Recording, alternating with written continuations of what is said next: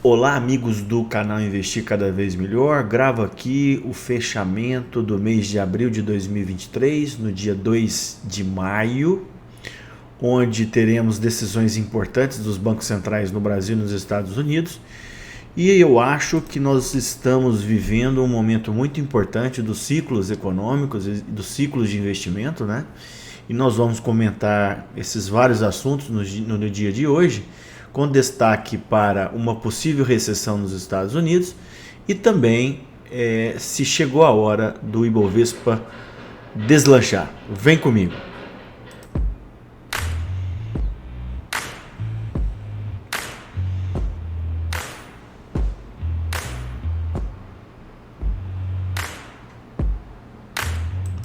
Bom, então vamos lá. Aquele nosso disclaimer de sempre, né? Que esse vídeo tem apenas um caráter educacional. Bom, então os temas de hoje, né? Essa possível ou provável recessão nos Estados Unidos nos próximos meses. Diante dessa recessão, o que fazer com nossos investimentos? Que isso acaba tendo impacto em todos os investimentos, tanto fora do país como aqui no Brasil. Vamos atualizar a situação de inflação fiscal e juros no Brasil. Vou comentar com vocês que a Selic vai cair em breve, não na reunião de amanhã, mas vai cair em breve e isso já está mexendo com o mercado. Tá? Atualização das commodities. Existe um ditado muito frequente nos Estados Unidos que é: venda seus ativos em maio e retorne em setembro, outubro. Vamos ver se isso vai valer para esse ano. Atualização do dólar e também vou colocar se está na hora da gente aumentar a nossa posição na Bolsa Brasileira. Começamos então com os Estados Unidos. Bom, eu comentei com vocês durante vários vídeos, né, que a situação da inflação nos Estados Unidos em 2022 seria um tema extremamente importante, foi o principal tema de 2022, porém, o pior da inflação por lá já passou e agora a gente está convivendo com uma inflação ainda alta, acima da meta de inflação lá, que é 2%. Porém, pessoal, o pior já passou, tá? Esse aqui é o CPI, que seria mais ou menos o nosso IPCA, tá? Ele fez um pico aqui, ó, mais de 9% no meados do ano passado e agora vem caminhando para um patamar ainda alto para os Estados Unidos, porém bem melhor do que já foi. Tá? Esse outro indicador, que é o PCI, né, que ele é bem utilizado pelo Fed para balizar suas decisões, né, ele também vem caindo desde meados do ano passado. Tanto na penúltima divulgação, como agora nessa divulgação de sexta-feira passada. Tá? Então assim, a inflação nos Estados Unidos ficou muito alta, fez com que o Fed subisse a taxa de juros. A gente só tinha visto essa subida tão violenta aqui na época de Paul Volcker, né? Na grande inflação da década de 80, após crise de petróleo. E nós estamos agora na faixa, nos Estados Unidos, na taxa de juros do Fed, entre 4,75% e 5%. Tá? Nessa reunião dessa semana, é quase consenso do mercado que a gente vai subir mais 0,25. Tá?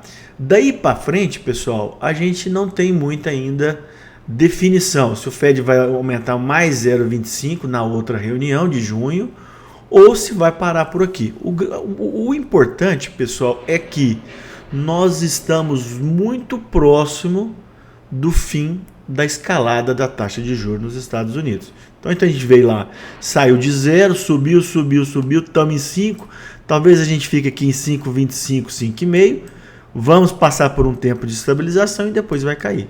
Tá? E essa queda que a gente chama de Fed Pivot, né, ela vai acontecer em algum momento do futuro e isso é extremamente relevante para os nossos investimentos. Tanto é, pessoal, que a taxa de juros de 10 anos, né, é uma taxa que o mercado projeta para os próximos 10 anos, ela está em 3,42% ao ano.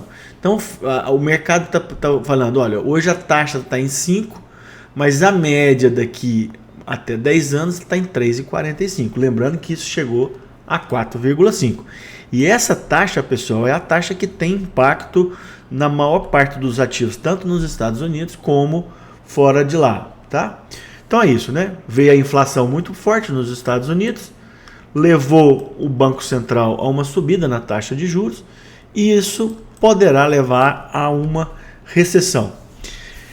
Gosto sempre de mostrar esse gráfico do Larry Williams, né, que ele publicou há mais de um ano, né, ele publicou aqui no dia 15 de abril, né, onde já se discutia a recessão nos Estados Unidos, porém ele comentou através desse gráfico que a recessão nos Estados Unidos ela acontece não na subida dos juros, tá? Aqui esse em azul tá os juros, né?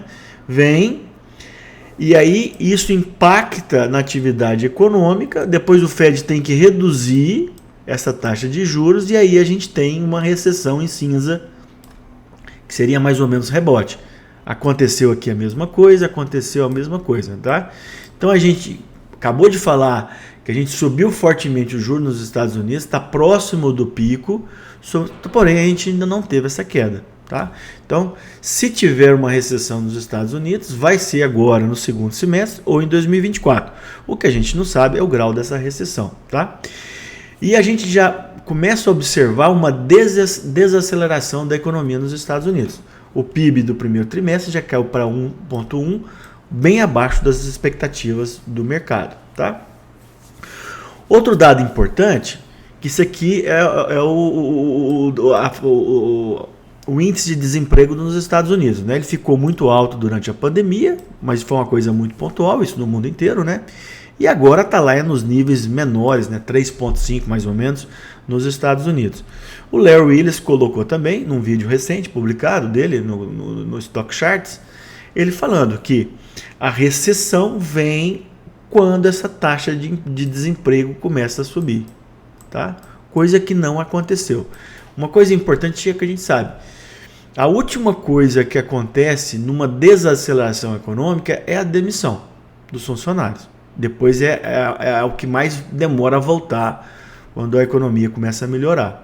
Então pode ser que quando essa taxa de desemprego começar a aumentar, a gente já tem uma recessão em seguida, tá?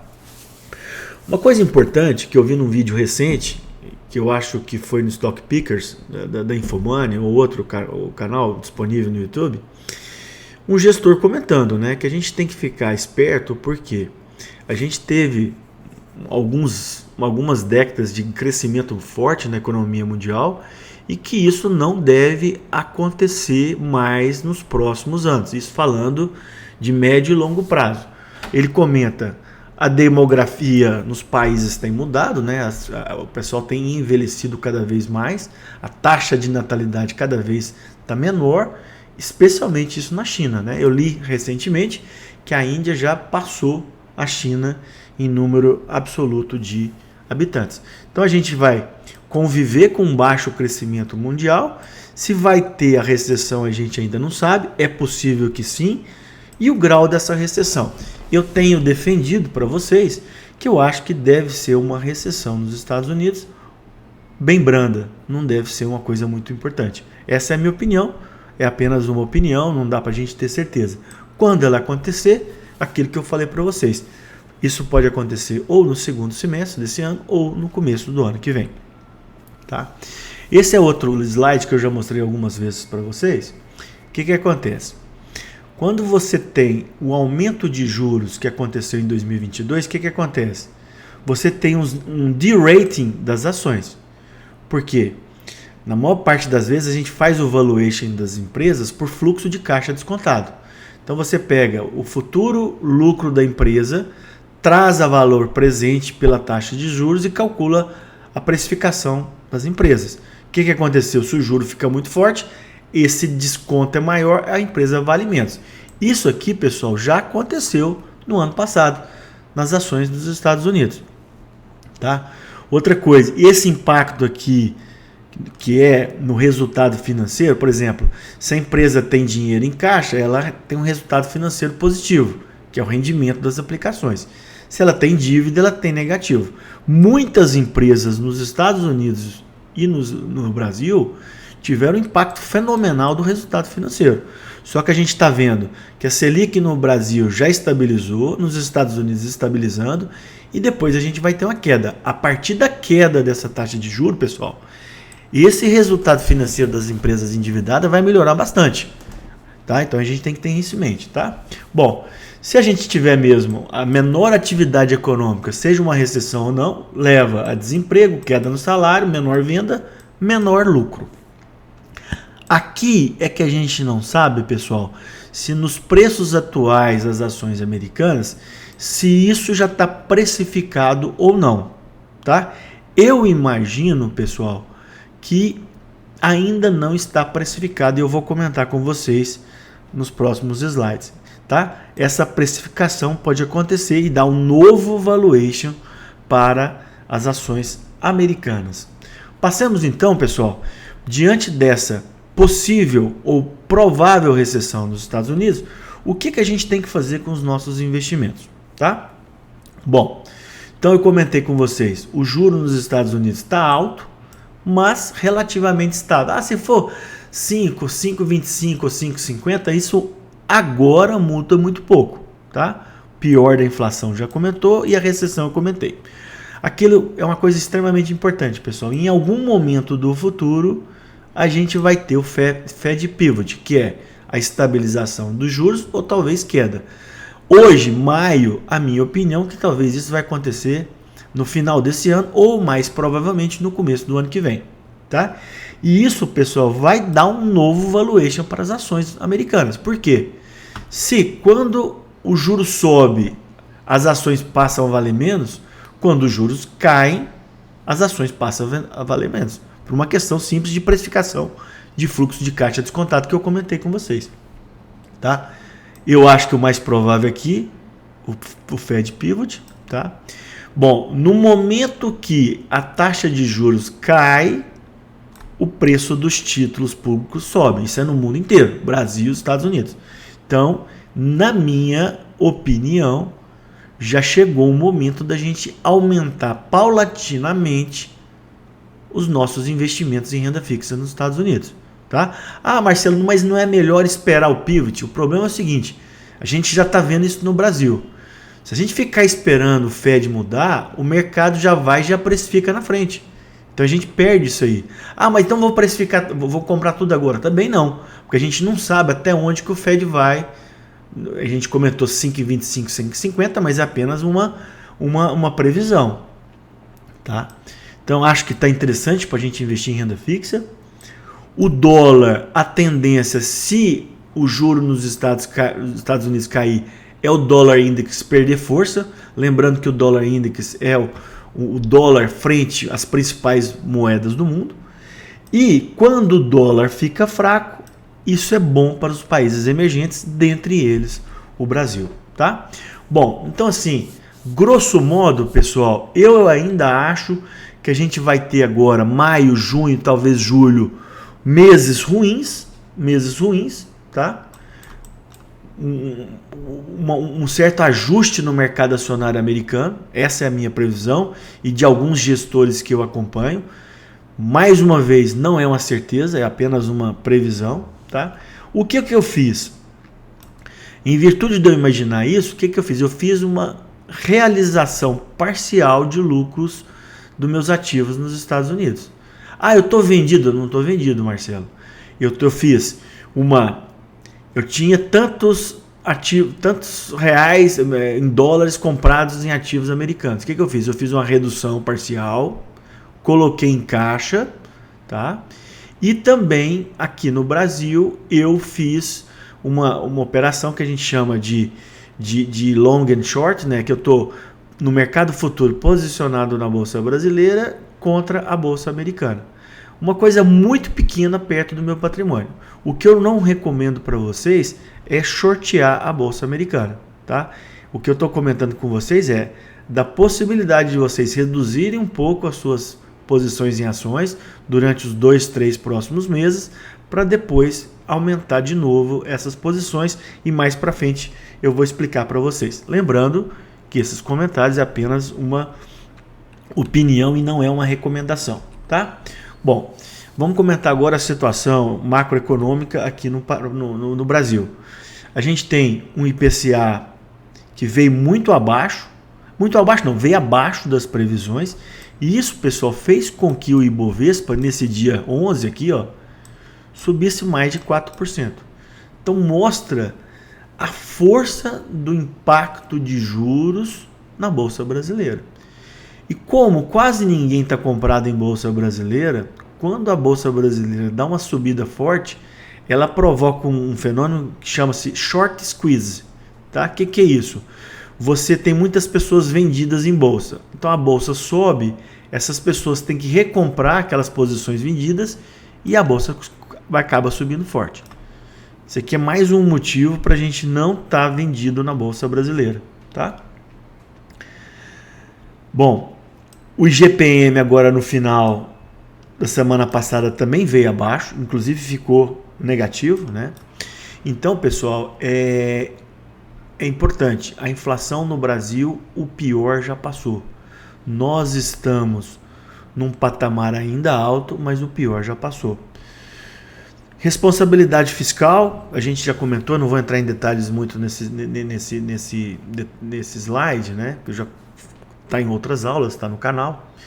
Mas assim, o Banco Central, ele para colocar a inflação na meta definida pelo Conselho Monetário, ele usa de várias políticas, né? A principal é a política monetária e o principal mecanismo é a Selic. Então ele usa a Selic para colocar a inflação no lugar. E por isso que a gente está vendo essa briga do presidente com o Roberto Campos Neto. Tá aqui a aula que eu comentei com vocês. E a primeira sinalização do governo, eu diria já até a segunda, né? A primeira foi restabelecer o preço dos combustíveis, os impostos sobre os combustíveis, melhorando a situação fiscal do governo federal, e a apresentação do novo arcabouço. Tá? Também não vou entrar em detalhe, que tem essa aula gravada, mas o que eu queria comentar é que vários analistas, esse aqui é um cara que eu gosto muito, o ex-presidente do Banco Central, Luiz Fernando, ele comenta que o arcabouço é bom. O Felipe Salto, ele também comentou que o arcabouço é interessante para, no médio prazo, convergir, não escalar muito a dívida pública, né? E aqui o Stuberg, né, do Fundo Verde, ele comentou uma coisa legal, né? Que o arcabouço ele é pior do que a gente precisava, mas ele é melhor do que o mercado esperava. Então, assim, isso aqui, pessoal, pode fazer preço, principalmente porque, controlada a situação fiscal, a taxa Selic vai cair. Eu já gravei esse vídeo aqui, ó, pessoal. E quando eu gravei, eu não estava falando que a taxa Selic ia cair em março, abril ou maio. Amanhã a gente tem reunião do Banco Central Brasileiro, hoje e amanhã, e essa taxa não vai cair. O que a gente está esperando é na ata e também na comunicação do Banco Central, uma sinalização que ela possa cair nas próximas reuniões. Eu particularmente espero a queda no segundo semestre, mas na minha opinião ela vai cair, tá? Porque o que acontece? O juro está muito alto e isso pode ter uma crise de crédito no Brasil, tá? Então lá, a gente já vem nos últimos meses a uma taxa mantida em 13,75, que é muito alta. Se a gente colocar que a inflação do Brasil hoje é 5%, a gente está falando de juros reais de quase 9%. É muito alto. Isso, pessoal, é insustentável no longo prazo. Mas o que o presidente do Banco Central está tentando fazer não é fazer um embate com o presidente, mas assim, ele está tentando, através da política monetária, através da taxa Selic, de ancorar as expectativas da inflação, quebrar a espinha dorsal da inflação, e ele está conseguindo, para depois a gente ter uma queda sustentável da taxa de juros. Tá? Então não foi na última reunião e nem será na reunião de amanhã. Tá? A gente vai esperar amanhã o seguinte, a manutenção da taxa em 13,75, mas pode ser que aconteça que no comunicado o Banco Central, olha, se melhorar as expectativas de ancoragem da inflação, se o governo federal continuar nessa preocupação com o fiscal, o Congresso, né, o arcabouço agora que chegou no Congresso, se ele for melhorado e não piorado, isso a gente pode ter uma queda de juros no futuro, tá?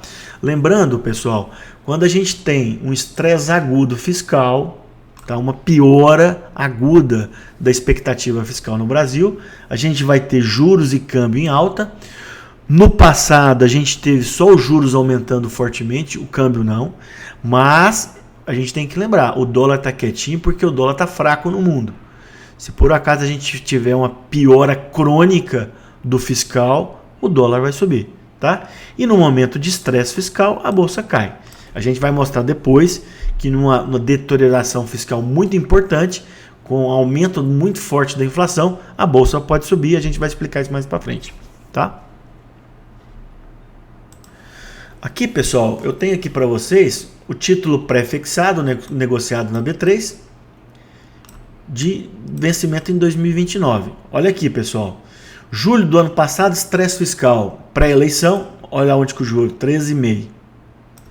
Agora, depois da eleição do Lula, com aquele negócio, brigando com a independência do Banco Central e não sei o que, querendo baixar o juro na massa, o juro futuro subiu. E o último que ele subiu foi final de fevereiro, comecinho de março. E agora caiu, tá? Então, o que o mercado está nos falando? Que a taxa de Selic vai cair em algum momento, porque já os juros futuros já estão cedendo. Obviamente, quando o mercado faz isso, os juros de curto prazo caem mais, os de longo prazo caem menos, tá? E eu acho que a inflação está razoavelmente controlada. A gente teve uma crise de crédito mais importante no mês de março, que pode ser reativada se esse juro permanecer muito alto por muito tempo, tá? Então, pessoal, a taxa Selic vai cair. Inflação controlada, o governo fazendo a parte no fiscal e mais para evitar uma crise de crédito, a taxa Selic vai cair em algum momento. A gente quer que essa taxa Selic ela caia o mais breve possível e por um período mais duradouro possível, que é a chamada queda sustentável. E eu acho que isso pode acontecer caso o governo federal não volte atrás em algumas medidas, tá? A gente tem que saber que os juros, a taxa Selic impacta no PIB, na renda fixa, nos fundos imobiliários, na bolsa de valores e também no crédito, tá? E a queda futura da taxa Selic vai favorecer o crescimento econômico e isso as empresas negociadas em bolsa, fundos imobiliários, renda fixa, pré-fixados e os títulos vinculados à inflação e melhora crédito e investimento. Todas as pessoas que estão precisando de crédito agora estão vendo que o crédito está muito alto, ninguém está investindo. Se a taxa Selic cair, a gente vai ter um aumento dos investimentos, tá? Então aqui ó, eu atualizei para vocês no final de abril, tá? Aquele pré-fixado de 29 terminou em 12,33. Lembrando que ele chegou a mais de 13% naqueles estresses. Se a taxa cai, o que aconteceu? Os títulos sobem. Olha lá, o título de 2029 foi para 520, ele estava sendo negociado no comecinho de março a 450, 460. Ou seja, quem investiu em pré-fixado no comecinho de março ganhou mais de 10, 12% em 2 meses. E isso a gente vem comentando no canal, que era o momento de aumentar as posições em pré-fixados e títulos vinculados à inflação. Marcelo, você acha que ainda vale a pena? Eu acho que ainda vale a pena, tá? Especialmente, pessoal, nos momentos onde tiver um estresse fiscal agudo. Algum problema, a bolsa é cíclica, né? Então, nesse momento, a taxa tá lá 12,33, ela vai a 12,60, você vai lá e compra um pouquinho, tá? Porque eu acho que tem uma possibilidade da Selic chegar aí no final do ano a 12% e ano que vem, caso as coisas continuem bem, a gente tem uma queda para baixo de 2 dígitos, tá? Então aqui são os títulos negociados na sexta-feira passada, tá? Então aqui, ó, perceba que os títulos mais curtos, 2026, já caíram abaixo de 12. Olha aqui, os títulos vinculados à inflação 2035 já caíram a menos de 6, lembrando que bateu 6,50, tá? Então assim, os títulos mais longos ainda tem uma gordura a mais de juros para a gente comprar esses títulos. Os títulos mais curtos já cederam bastante, tá? Esse cuidado a gente tem que ter. Vamos atualizar as commodities. O ouro continua em patamar alto. Eu já comentei em outros vídeos que eu acredito que o ouro vai manter um patamar alto, tá? Não é só opinião minha, de outras pessoas.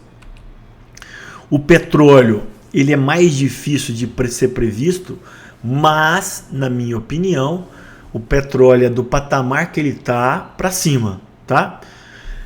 Por que disso, Marcelo? As reservas, os Estados Unidos reduziram bastante as reservas internacionais de petróleo para evitar uma inflação maior no ano passado, após o conflito na Ucrânia. E a China também pode demandar mais petróleo, tá? Então eu acho que, na minha opinião, o petróleo é da faixa de $80 para cima. Qual que é o grau de convicção? É um grau razoável, mas não dá para gente, falar muito forte. Eu também vi um vídeo, um podcast da semana passada de um gestor, ele falando, olha, eu não estou posicionado em petróleo, mas se eu fosse posicionar, eu estaria longo. Short de maneira nenhuma. Ou seja, o que ele está falando? Ele não acredita em queda dos preços do petróleo e é daqui para cima. Ok? Lembrando, né, pessoal, que em março do ano passado o barril do petróleo chegou a 140. Bom, já o minério de ferro estava cotado por volta de $125 a tonelada no final de março e caiu cerca de 20% no mês de abril. E, obviamente, se cai o preço do minério, a gente tem um impacto na Vale. Esse impacto que a gente está vendo aqui da Vale, pessoal, não é dessa queda de agora de abril, né? Já é a queda uma queda da própria empresa dos meses anteriores, tá?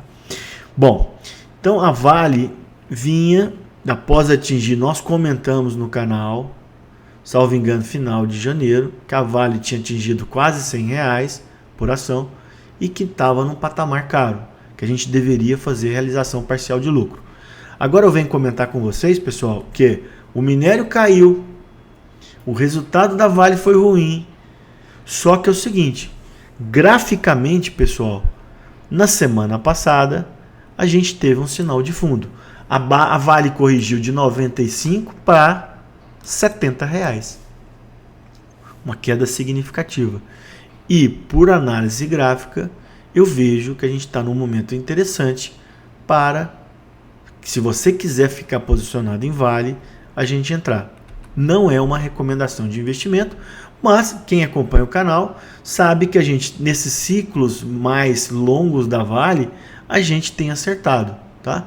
Não é porque o minério caiu lá fora que a Vale vai continuar despencando, porque por fundamentos, eu acompanho alguns analistas que acompanham bem a Vale está barata. Ela está, por exemplo, em relação a indicadores fundamentalistas, valendo praticamente, proporcionalmente, um desconto de mais de 50% entre os seus pares internacionais, tá? Aquilo que eu comentei na indicação. A soja cedeu um pouco e também o trigo. Bom, Bitcoin, fevereiro tinha dado uma subida. Mês passado subiu mais ainda, foi quase $30 mil, e agora em abril é também quase $30 mil, tá? Bom, qual que é a minha opinião sobre a criptomoedas? Primeiro um disclaimer, que eu entendo muito pouco disso, tá, das criptomoedas. Mas, num passado recente, eu cheguei a investir através desse ETF negociado aqui no Brasil, tá?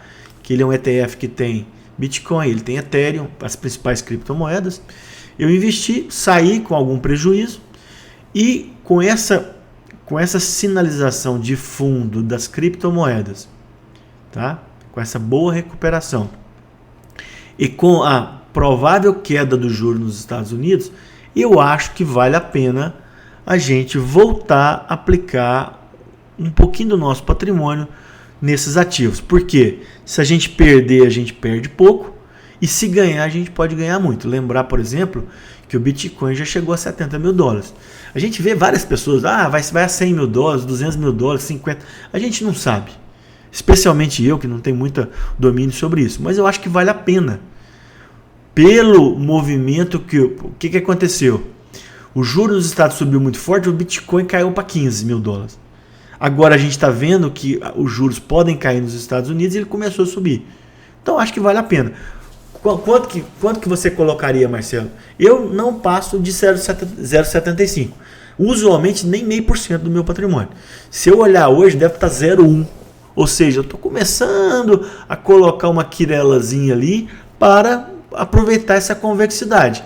Se eu perder, eu perco esse pouquinho que eu investi, mas esse investimento ele pode duplicar, ele pode triplicar nos próximos anos. Tá? Bolsas americanas. Aqui tem esse ditado que eu acompanho já há muitos anos, que em alguns anos ele funciona bem, outros não. Mas eu acho que nesse ano vai funcionar. E eu vou mostrar para vocês. Não é uma certeza, mas é uma opinião que, baseada nos comentários, na opinião de outros analistas que eu acompanho, eu acho que isso pode acontecer. Tá? Bom, então o que acontece? A gente estava num bear market durante o ano de 2022 na Bolsa Americana. Vou colocar aqui para vocês. Aqui, ó. Nós fizemos aqui um topo no Dow Jones no final de 2022, começo de 2023, e lá a gente começou a fazer zigue-zague para baixo. Tá? Então a gente estava em tendência de baixa. Fizemos aqui um fundo em março de 2023 e a gente voltou a subir. Certo, pessoal? Bom, só que eu acho que antes da gente romper esses 34 mil dólares, eu acho que nos próximos 2 a 3 meses, a gente pode ter ou uma bolsa de lado ou uma bolsa recuando. Eu acho que nós não vamos perder esses fundos aqui, principalmente esse por volta de 30 a 31 mil pontos no Dow Jones, mas eu acho que a bolsa vai ceder naquela expectativa do Fed Pivot. Tá? Aqui está o mês de abril das bolsas americanas. Resumo, pessoal.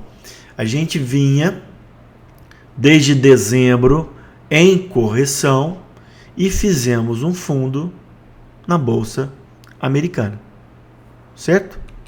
Bom, o Larry Williams, que é um americano, um trader famoso nos Estados Unidos, ele estuda os ciclos econômicos, o ciclo dos ativos no longo prazo.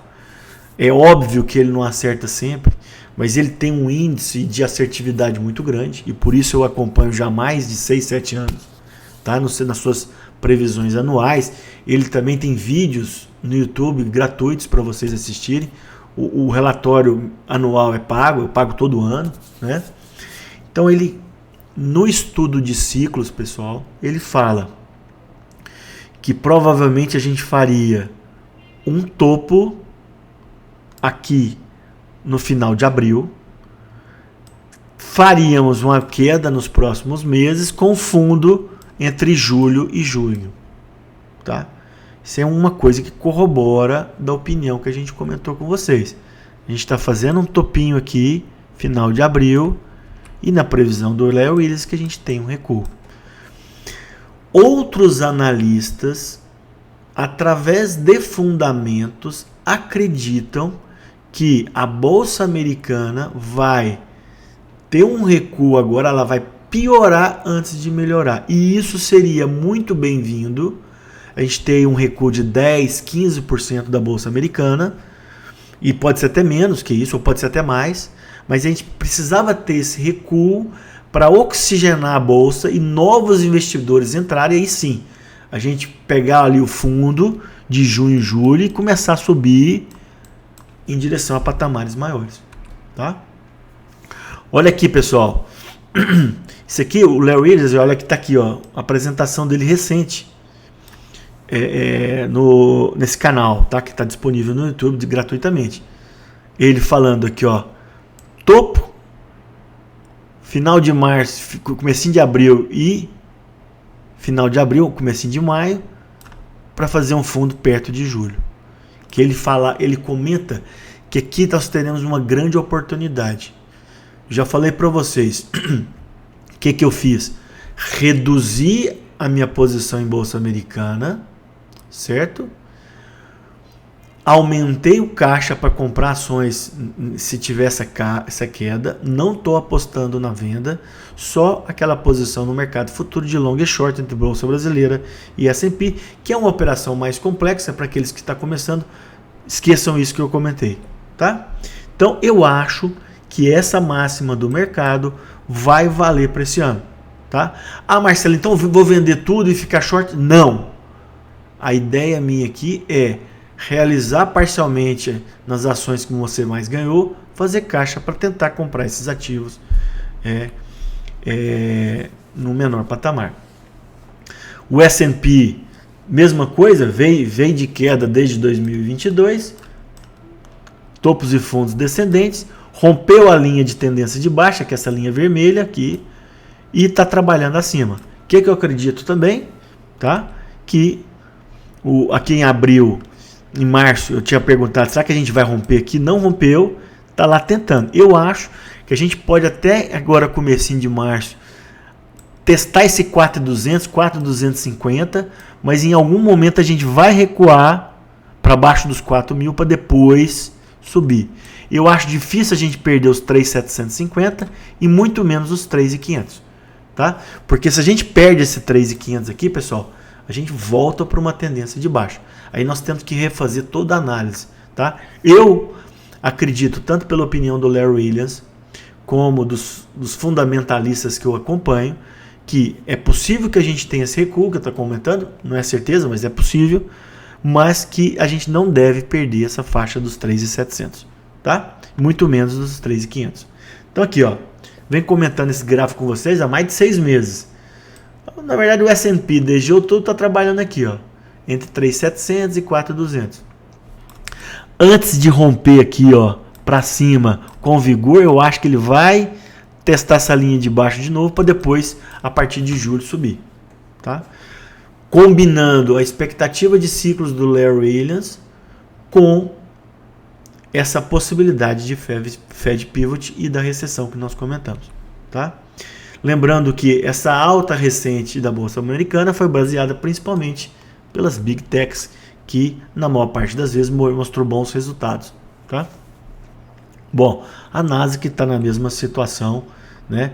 Quebrou a linha de tendência de baixa e está querendo romper. Olha aqui, tem esse topo aqui em 12.200, mas logo em seguida tem os 13.000 aqui, feito em meados do ano passado. Eu acho aquela, mas talvez a gente tenta subir um pouquinho no começo desse mês, para depois recuar, para depois lá para julho, final de junho, a gente já começar a ter uma alta com mais vigor, ok? Bom, então Marcelo, oportunidade ou armadilha no patamar atual da Bolsa Americana? Eu acho que no curto prazo, ou seja, os próximos meses, deve ter um desempenho ruim, para depois começar um desempenho melhor, para aí sim, não 2, 3 meses, para alguns anos, tá? Ou 2 anos, 3 anos, assim a gente vai ter que acompanhar. O Larry Williams, no seu forecast, esse aqui é um forecast pago, né? Ele comenta que ele espera um mercado muito bullish, ou seja, muito comprador. Só que é o seguinte, não é porque ele espera um mercado comprador que a gente vai ter durante todo o ano só toda vez positivo. O mercado ele anda em zigue-zague e ele tem essa expectativa de um maio e junho ruim, coisa que eu já mostrei para vocês. E o que eu menos recomendo para vocês é ficar short na Bolsa Americana. O que você pode fazer, pessoal, é o que eu falei lá do long short, ou, por exemplo, tem uma casa de análise que eu acompanho, eles estão comprados em Bolsa Americana e Brasileira, e aí, principalmente a Bolsa Brasileira, e aumentaram a posição short na Bolsa Americana apenas para compensar, para equilibrar a carteira. Os gestores fazem muito isso. O que você não pode ficar é o net vendido em Bolsa Americana. O que seria? Você, na junção de todos os seus ativos, você está vendido em Bolsa Americana. Eu acho que isso não deve ser feito, tá? Tem essa aula no meu canal, pessoal, para quem não quer comprar ações diretamente nos Estados Unidos, tem ETF de renda fixa, ETF de ações, ETF de dividendos. Essa aula ficou muito legal para quem ainda não investe, tá? Resumo da Bolsa Americana. Eu acho que a gente está num momento importante de fazer uma realização parcial, tá? É apenas uma opinião, não é uma recomendação. Acho que a gente pode ter uma correção nos próximos 2 meses e por longo prazo eu estou bastante otimista, mas aumentei o caixa tentando comprar os meus ativos um pouco mais barato nos próximos 2 meses. Bom, dólar. O dólar no Brasil ele está aí rondando na faixa de R$5. Tá?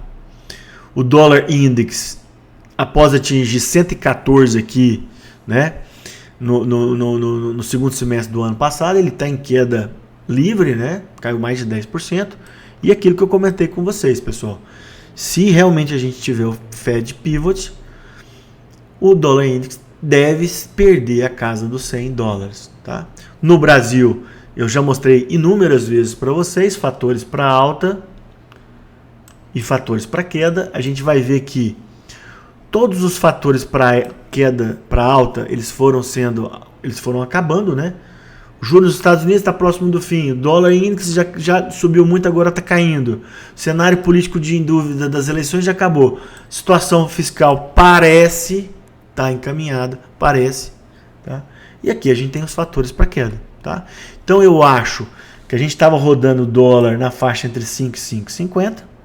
A gente provavelmente, se eu tiver certo no que eu vou falar sobre a Bolsa Brasileira, a Bolsa Brasileira voltando para a tendência de alta que ela está, a tendência do dólar é perder os R$5 em busca dos 4,70, 4,50 e até 4,25. Eu acho difícil chegar menos de 4,50, mas é possível. Tá?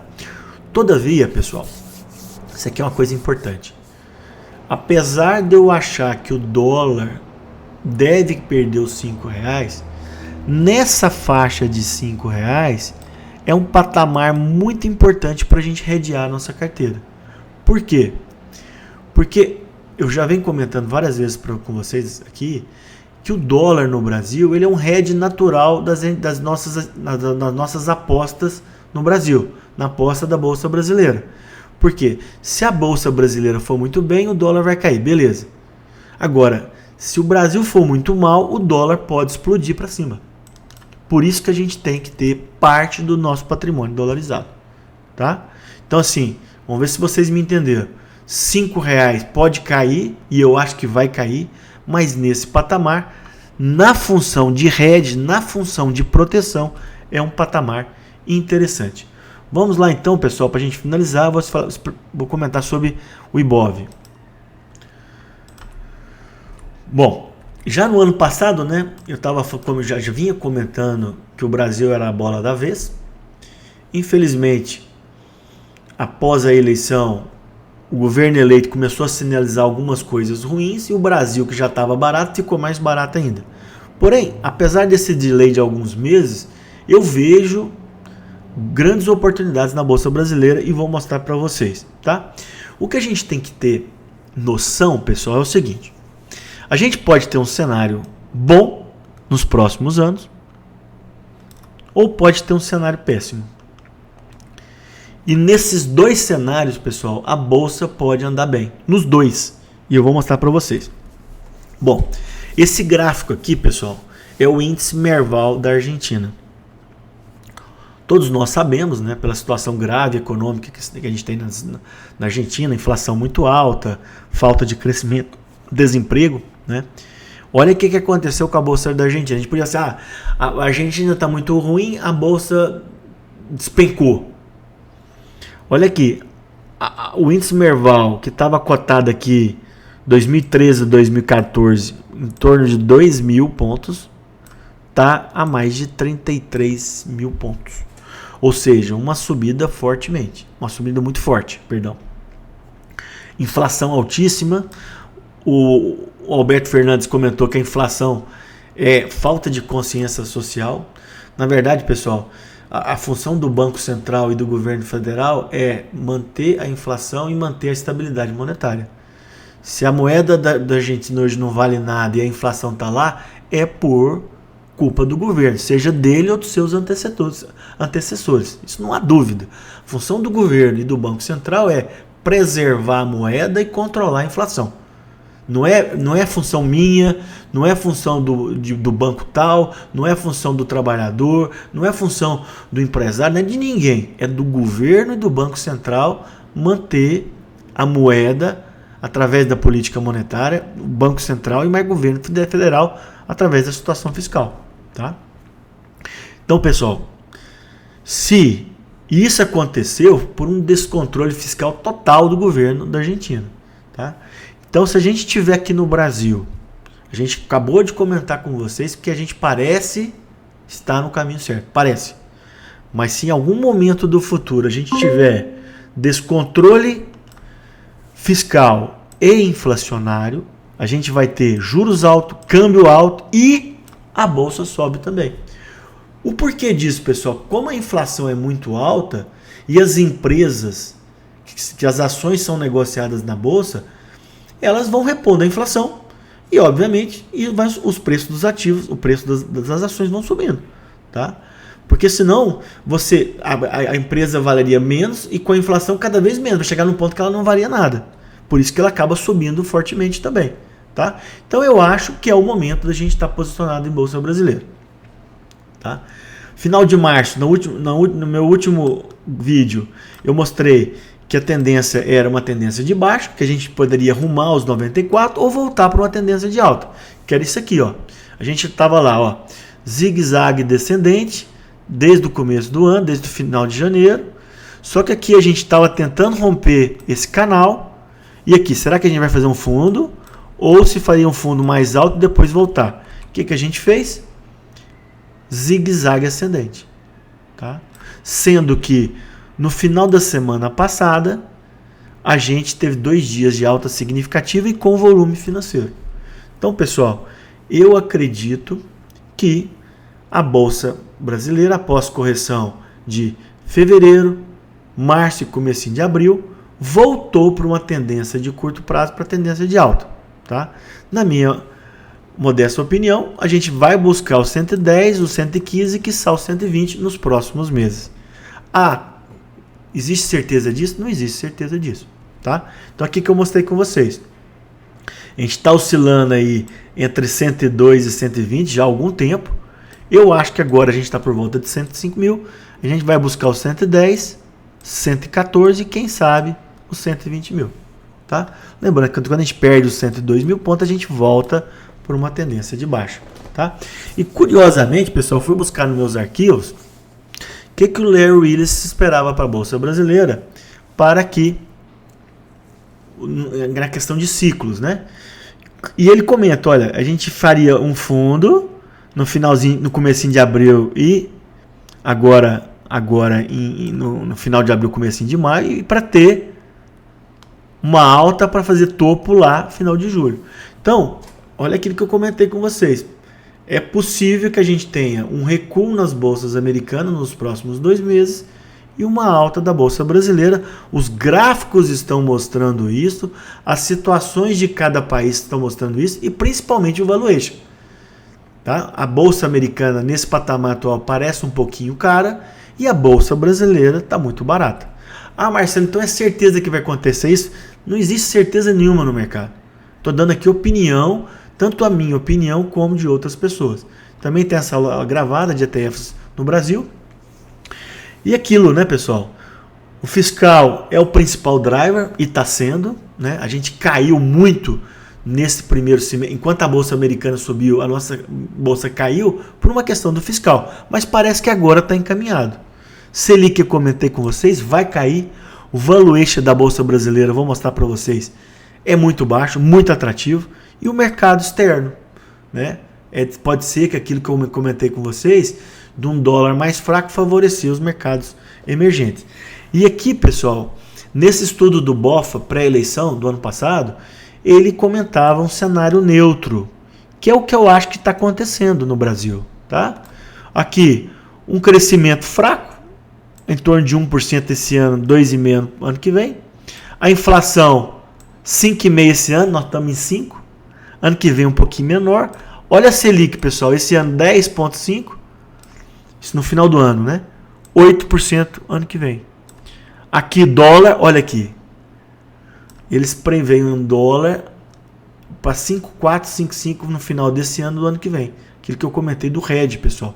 Porque todo mundo pensa, todo mundo não, né? Boa parte acha que o dólar é um hedge natural do Brasil. Aqui, as NTNB, que já foi, caiu 6,5, já está 5,5. Olha a Bolsa Brasileira, ela 135, 150. Então, assim, eu acho, pessoal, que a gente tem uma oportunidade hoje na Bolsa Brasileira em virtude da atratividade de valuation, tá? Se a gente pegar aqui, olha, pessoal, na crise de 2008, na crise da Dilma, na crise do Covid e agora, pessoal, a gente está vivenciando o menor valuation dessas últimas crises. Apesar do valor nominal do Ibovespa estar acima de 100, e lá na Dilma, por exemplo, estava em 37, só por uma questão de inflação, questão de valuation das empresas, a gente está com as empresas muito baratas. Hoje, a verdade é a seguinte, ninguém quer bolsa, o pessoal quer só renda fixa. Os fundos de ações no Brasil, os fundos multimercado, perderam muito dinheiro, muito sacado para investir em renda fixa. Tá? Só que chega num momento, pessoal, que fica tão barato o preço que ninguém mais quer vender. Pode até demorar a subir, mas ninguém quer mais vender, que é mais ou menos o que está acontecendo hoje. Tá? Olha o que aconteceu aqui, por exemplo, pessoal, com as lojas Renner. Tá? Não é uma recomendação de investimento. Tá? É uma ação que eu tenho em carteira já há algum tempo. Tá? Até aumentei posição recentemente, mas não é uma recomendação. Olha lá, ela chegou aqui, ó, pré-Covid, a custar quase R$50. Aí teve o Covid, ela caiu para menos de 28, subiu aqui em 40 e agora, pessoal, ela está negociando em torno de R$15. R$15. Aí, pessoal, Marcelo, mas você fica só vendo gráfico. Eu não gosto de gráfico, eu gosto também de fundamento. Vamos ver os fundamentos da empresa. Vamos ver como é que ela está de dívida. Ela tem 2,4 bilhões de dívida. Só que em caixa, pessoal, ela tem 3,5. Então ela não tem dívida líquida. Ela tem 1 bilhão em caixa. Tá? Olha o patrimônio líquido, só crescente. Olha a receita, mesmo com a situação, a receita da Renner está subindo. Tá? Vamos ver margem. A margem continua, está um pouco menor, né? Especialmente no 2021. ROI está baixo. Olha aqui, o ROI da empresa estava em torno de 20% a 30%. Olha aqui, ó. Tá 13%. Por isso que ela não está contada. Só que é o seguinte, pessoal. Além de ser uma das líderes, uma das melhores empresas varejistas, né, do Brasil, ela tem uma posição em caixa positivo. Vai chegar algum momento, pessoal, que essa ação vai se valorizar. Tá? A gente não sabe quando. Mas é uma empresa que tem um valor que está sendo negociado muito baixo. Muito baixo. Tá? Mais uma vez, não é uma recomendação. Isso, pessoal, eu posso comentar com vocês que várias empresas estão na mesma situação. Por outro lado, pessoal, tem muita empresa que está numa situação difícil também barata. Então é preciso muito separar o joio do trigo. Tá? Então cuidado em comprar ações específicas. Isso aqui é o mais importante, pessoal, que eu vejo muito mais upside do que downside da Bolsa Brasileira. Vejo muita oportunidade no longo prazo. Só que é preciso selecionar bem, tá? Isso aqui é para finalizar a aula, pessoal. Olha aqui. A Selic caiu no pós-Dilma da faixa de 14% para em torno de 6, 7%. Olha o que aconteceu com a Bolsa Brasileira. Saiu de 37 para 120. Veio o Covid. Os juros no Brasil que estava em torno de 7 foi a 2. Olha o que aconteceu a Bolsa Brasileira. Saiu de 64 para 130. Aí o juro, pessoal, saiu de 12 para 13. Que a bolsa saiu de 130 para menos de 100. Então é uma relação muito estreita. Ela é inversamente proporcional. E como eu comentei com vocês que a Selic deve cair, a Bolsa Brasileira vai andar bem. Marcelo, então vai andar bem essa semana? Não sei. Não dá para saber. Aí a semana que vem também não. Estou falando para uma previsão para um tempo maior, tá? E mais uma vez, pessoal, queda da Selic vai favorecer todos esses ativos, especialmente a bolsa. Tá? E lembrando do Howard Marks, né? Ele comentando que em investimentos o principal é a gente identificar onde que a gente está no ciclo. E eu não tenho dúvida, pessoal, a gente está aqui, ó, a fase de pânico já passou, porque o povo já vendeu tudo, né? A gente está aqui na fase do seguinte, a bolsa não anda, a renda fixa está boa, então eu vou deixar desse jeito. Mas é nessa área, nesse ponto do desânimo máximo, que a gente tem a melhor oportunidade. Pensem nisso, tá? Juros, esse é o ciclo principal. A taxa, volta a insistir, pessoal, a taxa Selic vai cair em algum momento do futuro. Possivelmente segundo semestre, como eu comentei. E isso começa um novo ciclo econômico para os ativos brasileiros. Tá? Pessoal, aqueles que não são inscritos, que se inscrevam no canal, compartilhem, ajudem a divulgação do canal. Eu acho que esse vídeo talvez foi um dos mais importantes que eu estou comentando aqui no canal, porque eu vejo um ciclo muito legal, tanto nos Estados Unidos e principalmente aqui no Brasil.